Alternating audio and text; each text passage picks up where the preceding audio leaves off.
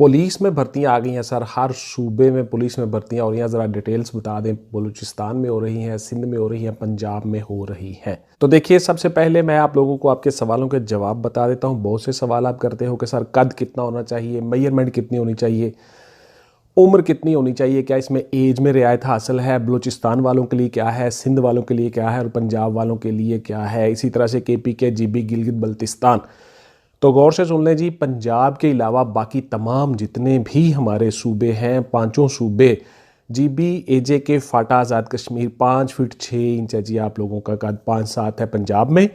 उसके बाद जी आपकी तालीम जो है वो बाकी तमाम सूबों की मैट्रिक है, पंजाब में FA FS इक्वलेंट ले रहे हैं। इसके अलावा जी जो चेस्ट है, गौर से सुन लें, चेस्ट में आप लोगों के लिए रियायत है, कंडोनेशन है, 32.5 तक आपकी चेस्ट चल जाएगी। पंजाब में 33, 34.5 है और बाकी तमाम अजला में उससे 1.5 इंच कम है, यानी 33 तक चल जाएगी, 32 से 33 तक। तो इस तरह से आप लोगों को रियायत है बाकी तमाम सूबों को। और इसी तरह से जो रूरल डिफाइंड एरियाज है वहां पे भी इसी तरह से रियायत है। इसी तरह इसके साथ साथ एज में भी आप लोगों को रियायत है जी, बाकी तमाम सूबों को, बलूचिस्तान, सिंध, KPK, फाटा, तमाम लोगों को आपको एज में भी रियायत हासिल है 2 से 3 साल की।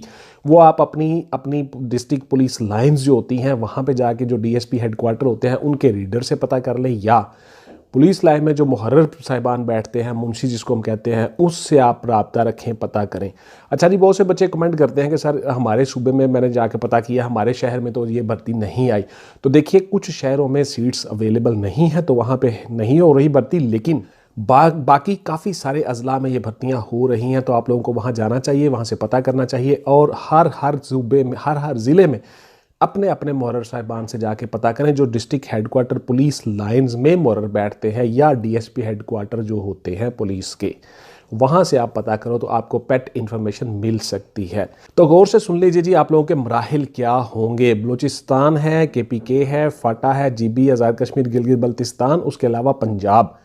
बहुत से अजला में वैकेंसीज आ चुकी हैं, अनाउंस हो चुकी हैं। कुछ में 7 फरवरी है लास्ट डेट और कुछ में 19 जनवरी है, कुछ में 20 जनवरी है, एटसेट्रा। वो अकॉर्डिंगली है, हर सूबे और ज़िले की अपनी अपनी मैंशनड होती हैं चीज़ें। डिपार्टमेंटल पॉलिसी होती है, पुलिस की पॉलिसी होती है, इसलिए आप लोग वहाँ से पता करें अपनी अपनी पुलिस लाइन से और कागजात ज़रूर सबमिट करवाएं। एनी हो, आप गौर से सुन लीजिए आपका क्राइटेरिया क्या होगा। तमाम के लिए सेम है जी, तमाम सूबों के लिए।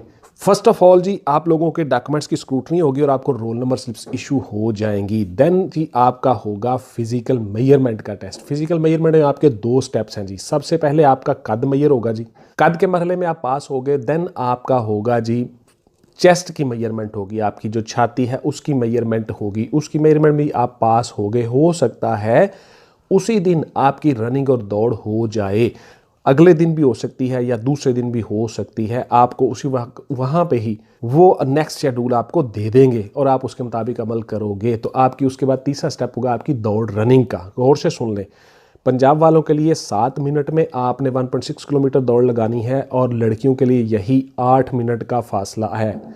इसी तरह से जो बाकी तमाम सूबे हैं, बाकी तमाम अजला है, वहाँ पे 8 मिनट है और 10 मिनट है गर्ल्स का और लड़कों का।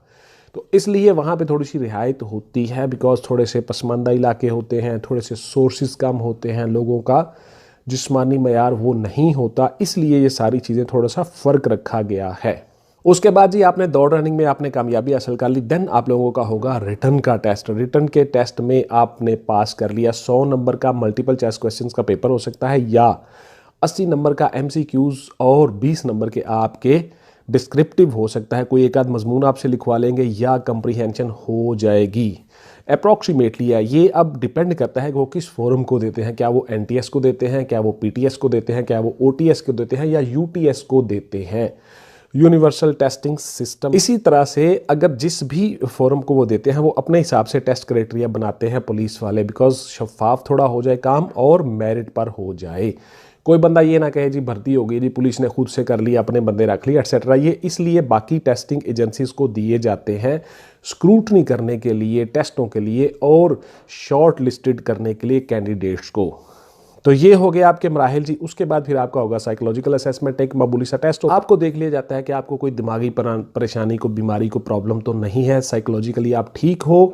उसके बाद आपका हो जाता है इंटरव्यू या वाइवा। इंटरव्यू में आप लोग पास हो गए, बहुत सी मेरी वीडियोस पड़ी हुई हैं चैनल पे। अच्छा, अभी बहुत से बच्चे आके आप यूट्यूब पे कमेंट्स करते हो तो फिर आप सवाल जवाब करना शुरू कर देते हो। बेटा आप लोग वीडियोस देखा करो, उन वीडियो में मैंने हर चीज़ बताई होती है।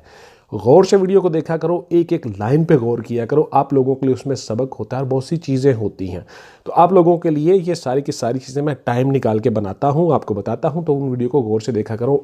इंटरव्यू के ऊपर मेरी बहुत ज़्यादा वीडियोज़ पड़ी हुई हैं, हर डिपार्टमेंट पे वीडियो पड़ी हुई है और हर साल ये वीडियोज़ आती रहती हैं। बिकॉज आप लोगों ने 2019 में पुलिस की भर्ती आई, 2020 में पुलिस की भर्ती आई, 2021 में आई, 22 अब आ गया है, अब आप फिर से भर्तियां शुरू हो रही हैं। तो इसलिए हर साल ये वीडियोस आती रहती हैं और जो चीज़ें एक वीडियो में मिस होती हैं वो दूसरी वीडियो में होती हैं। तो इसलिए कुछ चीज़ें ध्यान में आ रही होती हैं, कुछ चीज़ें उस वक्त ध्यान में आती हैं, इसलिए आपने वो सारी वीडियोस देखने और उनसे फ़ायदा उठाना है। उसके बाद जी आप इंटरव्यू में पास हो गए, शॉर्ट लिस्ट हो गए, आपकी फाइनल लिस्टें लग गई, देन आपको ऑफर लेटर मिलेंगे, आपको पुलिस लाइन में बुलाया जाएगा और आपका मेडिकल होगा। उस मेडिकल से आपकी तनख्वाह और पे शुरू हो जाएगी। उस दिन से, वही दिन आपकी रिटायरमेंट का एज का भी काउंट होगा और वही दिन से आपकी सर्विस शुरू हो जाएगी। फिर उसके बाद आपको पुलिस के जो यूनिफॉर्म के आर्टिकल्स होते हैं, आपकी शर्ट्स है, आपकी पैंट्स हैं, उसके बाद फिर आपकी बेल्ट, आपकी बैरेट्स, पिप्स, हर चीज़ आपको मिल जाती है, बॉक्स और आपकी चारपाई, तमाम चीज़ें आपको अलाट हो जाती हैं, वो आपके साथ रहती हैं सारी उम्र। इसी तरह से आप फिर ट्रेनिंग पे चले जाते हो। ट्रेनिंग के मरहले से गुजर के 6 से 9 माह तक आपकी ट्रेनिंग हो सकती है जी।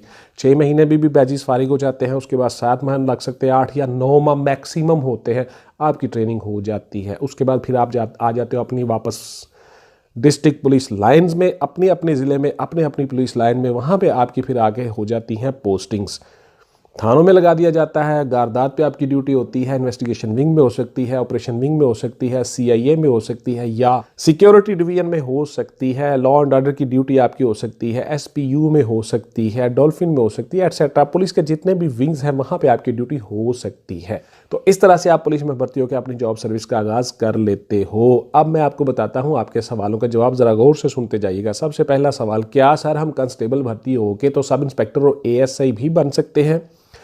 इसी सवाल को थोड़ा सा मॉडिफाई करके कुछ बच्चों ने सवाल किया, क्या सर हम तीनों पोस्टों के लिए अप्लाई कर सकते हैं? बिल्कुल जी, आप कर सकते हो जी। एलिजिबल हो, हर पोस्ट पे अप्लाई कर सकते हो अगर आप उस पोस्ट के क्राइटेरिया के मुताबिक पूरे आते हो तो। मिसाल के तौर पर आपकी तालीम ज़्यादा है, BA BSc इक्वलेंट है, FSC है, तो आपके लिए जो सीट्स हैं जिनमें ये शर्त है कि इसकी तालीम इतनी होनी चाहिए, अगर आप उसको मीट कर रहे हो, क्राइटेरिया को पूरा आ रहे हो, आप एलिजिबल हो, आप उसमें अप्लाई कर सकते हो, कोई पाबंदी नहीं है। एक बंदा 4-4, 5-5 सीट्स के लिए भी अप्लाई कर सकता है। आप UDC के लिए अप्लाई कर सकते हो, आप LDC के अप्लाई कर सकते हो, आप डाटा एंट्री ऑपरेटर के लिए अप्लाई कर सकते हो अगर आपको कंप्यूटर में महारत हासिल है। इसी तरह से आप ड्राइवर के तौर पे भी, ड्राइवर कांस्टेबल के तौर पे अप्लाई कर सकते हो और आपके पास LTV लाइसेंस है, एटसेट्रा। ये मैं मिसाल दे रहा हूँ, तो वो कोई एलिजिबिलिटी क्राइटेरिया पे पूरे आते हो तो कोई पाबंदी नहीं है, आप अप्लाई कर सकते हो। उसके बाद जी आपका अगला सवाल आ जाता है, क्या सर हम PCS या CSS कर सकते हैं? बिल्कुल आप कर सकते हैं जी, कोई रोकता नहीं है, कोई पाबंदी नहीं है। आप लोगों को डिपार्टमेंटल परमिशन सर्टिफिकेट मिल जाता है, उससे आप अप्लाई कर लेते हो, दैट्स इट। क्या सर हम अपना कोई प्राइवेट काम कर सकते हैं? नहीं कर सकते। गौर से सुन ले, हर वीडियो में बता देता हूँ।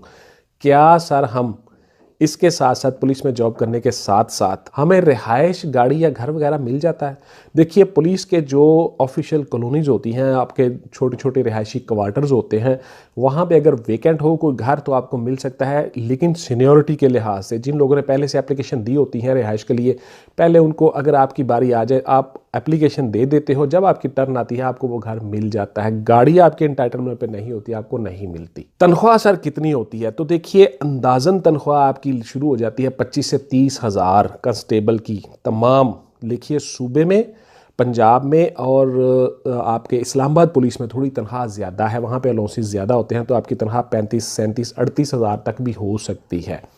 तो ये मैं आपको अप्रॉक्सीमेटली बता रहा हूँ, इस तरह से आपकी इतनी तनख्वाह शुरू हो जाती है। ग्रेड आपका 7 होता है, 7 ग्रेड में आपकी बेसिक पे एडजस्ट होती है, उसके मुताबिक आपको तनख्वाह मिलती है। 24 आवर के आप मुलाजम होते हो, लेकिन 8 घंटे की शिफ्ट करने के बाद आप घर वापस आ सकते हो, पाबंदी नहीं है। अमूमन आपकी पोस्टिंग आपके अपने घर के नज़दीक ही की जाती है, उसी रिहायशी डिस्ट्रिक्ट में, ताकि आप फैमिली की लुक आफ्टर भी कर लो और जॉब भी कर लो। तो इस तरह से जी आप पुलिस में अपनी जॉब सर्विस का आगाज़ कर लेते हो। व्हाट्सएप पे कोई आप सवाल नहीं करेंगे, ये बार बार बता देता होता हूँ, फिर आपका गिला शिकवा नहीं बनता। इंशाल्लाह मिलते हैं अगली वीडियो में। टिल देन टेक केयर, अल्लाह हाफिज़ एंड गुड बाय। पाकिस्तान जिंदाबाद।